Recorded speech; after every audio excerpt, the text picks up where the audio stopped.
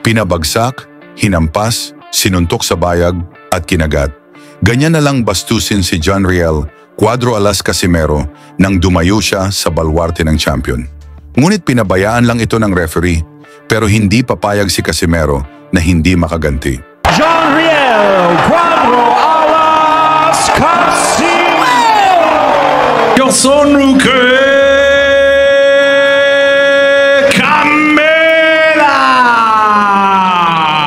Usapang boxing, palitan ng mga malalakas na kamao.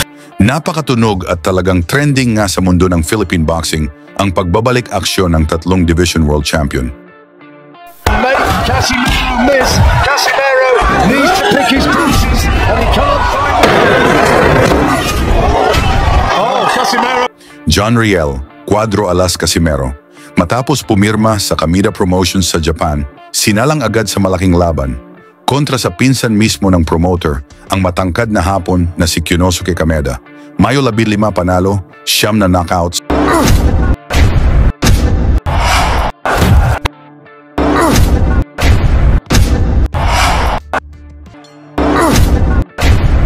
At nakalaban na ang number 1 contender David Picasso at ang 2-division world champion Luis Neri ang unang nagpabagsak kay Naoya Inoue. Ngayong Oktubre 25, 2025, haharapin ni Casimero ang malahiganting Hapones na ito sa isang international showdown na siguradong tatandaan ng mga fans. Upang tayo ay maliwanagan kung bakit naging maangas si Casimero, panoorin natin ang pinakamaduming laban sa kasaysayan ng boxing, ang laban ni Casimero kontra sa tinaguriang Manny Pacquiao ng Argentina. Ang kanilang pambansang kamao na si Luis Alberto Lazarte. Isipin ninyo, 52 panalo, 28 knockouts, IBF Junior Flyweight Champion, pero kilala rin bilang isa sa pinakamaduming boksingero sa mundo. Bago pa ang laban, tinamaan na ng matinding pagsubok si Casimero. Pumanaw ang kanyang kapatid. Ay, wala kasi kami pira talaga eh. Ano lang yung kailangan lang ng doktor, 1 million. Kaso wala pa kami pira nun eh. Yung first laban ko sa Argentina, doon parang million ako eh. Pero imbes umatras, lumaban siya para sa pamilya at sa Pilipinas. Naganap ang laban sa Mar del Plata, Argentina sa harap ng libu-libong fans ni Lazarte. Ngunit bago yan, pasuntok muna sa like, subscribe at isama mo na ang bell, malaking tulong yan sa aming mga content creator. Sa unang round pa lang, puno ng sigawan ang arena para sa suporta kay Lazarte. Más estilizado Casimero. Si es tan aguerrido como Nonito Donaire y Manny Pacquiao, va a ser complicado. Sí, sin duda, hay que ver cuánto tiene. Lo está midiendo Casimero. Se mueve Lazarte, llegaba con la izquierda en punta. Trata de prevalecer y hacer y ejercer la mayor altura. Casa. Entonces Casimero hay que ver si tiene agallas como para afrontar una pelea de esta magnitud. Mucho tendrá que ver, así está el negocio, el trámite de la pelea. Atención, llegó con la derecha Casimero, sobre la cara de Lazarte. Amarra al mosquito, otra izquierda más, va el cambio de golpe. Atención con un cabezazo. Mula sa malinis na suntok ni Casimero, tumama sa mukha ni Lazarte, nagreklamo agad ito at sinabing, headbutt daw. Ngunit sa replay, kamao ni Casimero ang malinis na tumama. Round 2, sinuntok ni Lazarte sa batok si Casimero, walang aksyon ng referee.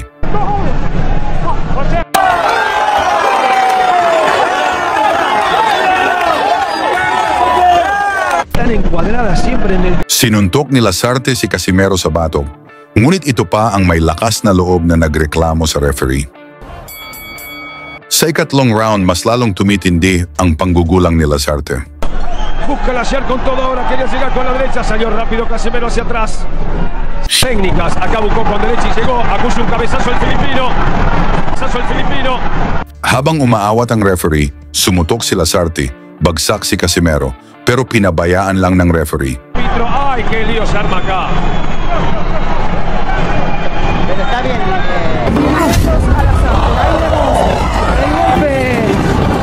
Que no debió haber lanzado Lazarte después de la intervención del árbitro norteamericano. El concepto de santo es cierto. Round 4, bistado na ang daya, klaro na ang pagpabor ng referee, Kaya plano na ng kampo ni Casimero, pabagsakin na lang ang kalaban upang manalo. Golpeó después del break, algo parecido a lo que hizo Lasarte en la vuelta anterior. Te digo que la pelea se cometen tantas infracciones que uno no puede determinar quién comete más infracciones. Mula sa kombinasyon ni Casimero, bagsak si Lasarte pero hinawakan nito ang paa ni Cuadro Alas. At imbes si Lasarte ang bibilangan si Casimero, pa ang binawasan ng puntos ng referee. Esto ya dejó de ser una pelea, dejó de ser boxeo. Le agarró la pierna, Lasarte. Round 5. Mula sa suntok ni Lasarte, nadulas lang si Casimero, hindi tinamaan pero binilangan agad. Hubo una derecha de Lasarte. 4. Yo vi una patada abajo. Lo pisó. Grabe na ang ginawa ni Lasarte, pati bayag ni Casimero binanatan. Por el caída, ¿no?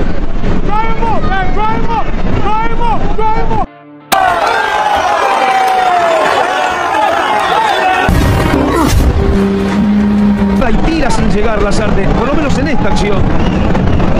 Casimero que arrancó el...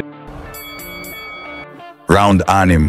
Hindi nagsuot ng mouthpiece si Lasarte, kinagat pa si Casimero. Wala pa ring pakialam ang referee.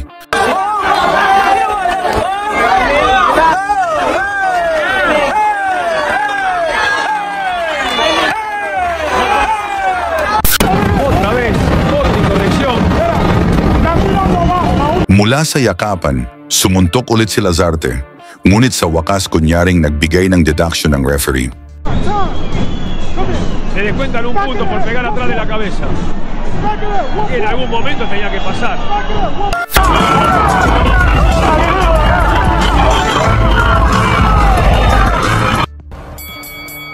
Kinagat ulit ni Lasarte si Casimero na para itong anak ni Dracula. Ngunit baliwala lang ito ng referee.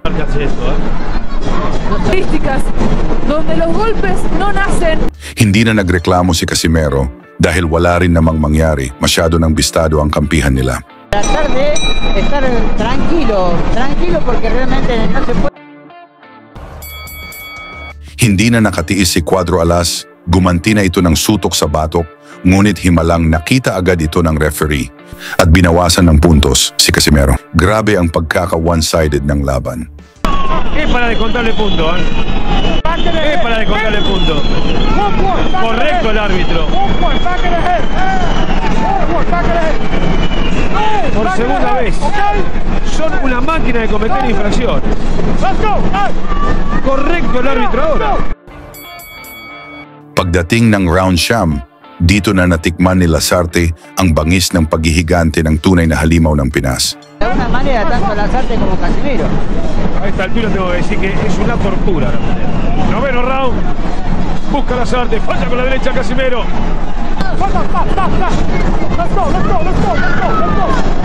Busca Lasarte, como puede, vistiendo, abalanzándose.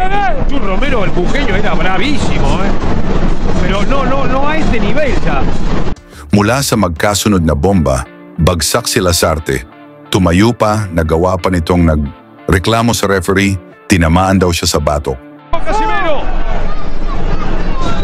6, 7, no, fue derecha arriba y luego medio.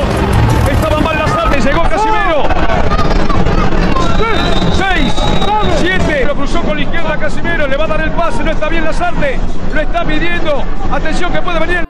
Mula sa atake ni Casimero, bagsak ulit si Lasarte, ngunit tumayo ito at naglakad papunta sa corner kahit hindi pa tapos ang bilang ng referee.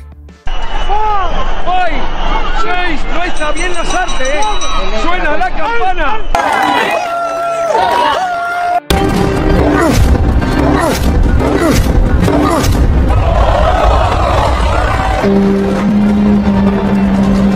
Está knockout. Atención Filipinas. ¡Ay! 6, no está bien Lasarte, suena la campana. Viene el conteo. La campana. Sí, no, pero sí que seguir la cuenta porque la campana termina. La campana no salva la cuenta de la campana. Entonces se equivoca el Reglamento árbitro. de la Federación Internacional de Boxeo. Justamente nos acercamos a Aníbal Miramonte antes de... Dito sa round 10, tinapos na ni Casimero ang paghihirap nitong madayang champion. ¡Hombre! Otra vez el conteo. Lo está midiendo el filipino con izquierda y con derecha. Está Globy Lasarte. Lo está midiendo. Mula sa sunod-sunod na matitinding suntok, inawat ng referee bago patuluyang bumagsak si Lasarte sa lona. Technical knockout victory para kay John Riel Casimero. Dito na umpisang nagkagulo ang buong arena. Nagliparan ang mga bote, upuan at kung ano-ano pa. Umakyat ang mga fans, nagwala, gustong kuyugin si Casimero. Buti na lang, nakapagtago siya sa ilalim ng ring at ligtas na nakalabas. Dahil sa gulong yon, sinuspinde si Lasarte at ang kanyang coach at pansamantalang ipinagbawal ang boxing sa Argentina. Anong masasabi ninyo sa laban? Ikomento nyo sa baba ang inyong opinyon at ilagay nyo rin kung taga saan kayo para makita natin kung gaano kalawak ang suporta ng mga Pilipino sa laban ni John Riel Cuadro Alas Casimero kontra Kyonosuke Kameda ngayong Oktubre 25, 2025. Lagi niyong sundan, huwag magpapahuli. Pag-usapan ni bakbakan, balita niya at laban. Mga Pinoy na di nagpapagapi. Salamat sa mga suporta na lagi nandyan.